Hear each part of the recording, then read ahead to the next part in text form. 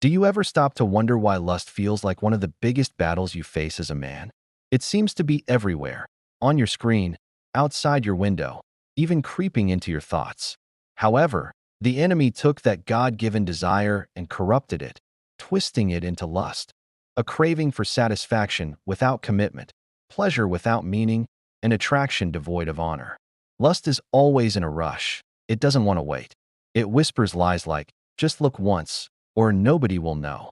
Yet each time you give in, it leaves you feeling empty, not fulfilled, guilty, not at peace.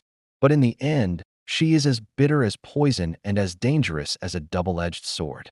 Every godly man you admire has fought and continues to fight the same battle. This battle doesn't require perfection, only persistence. Keep showing up. Keep standing firm. Keep choosing Him. One day, when you stand before God, He'll look at you proudly and say, "Well done, my son. You didn't just speak about faith, you lived it." Temptation doesn't make you weak. Resistance makes you strong. Each time you choose to look away, shut off the screen, or pray instead of giving in, you're winning. You're proving, to yourself, to God, and even to the enemy, that your spirit is stronger than your flesh. God isn't holding back something good from you. He's protecting the greatness that lies within you. Like eating junk food when you re-starving. It tastes good for a moment, but leaves you hungrier or worse off than before. That's lust. No matter how hard you fight, it feels like the struggle keeps circling back. Lust, in contrast, is nothing more than a poisonous snack. So why does God allow this to be such a significant battle for men?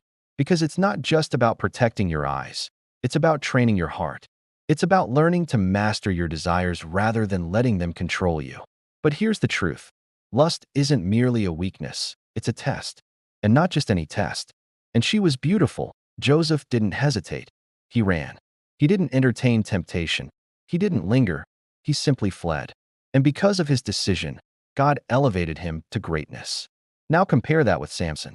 He had tremendous strength, good looks, and unparalleled talent. Yet he repeatedly gave into lust and pursued relationships with women who didn't honor God.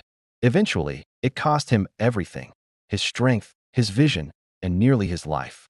It's one of the ultimate challenges God uses to mold men into warriors of purity, discipline, and purpose. Understand this. God didn't create lust. He created desire.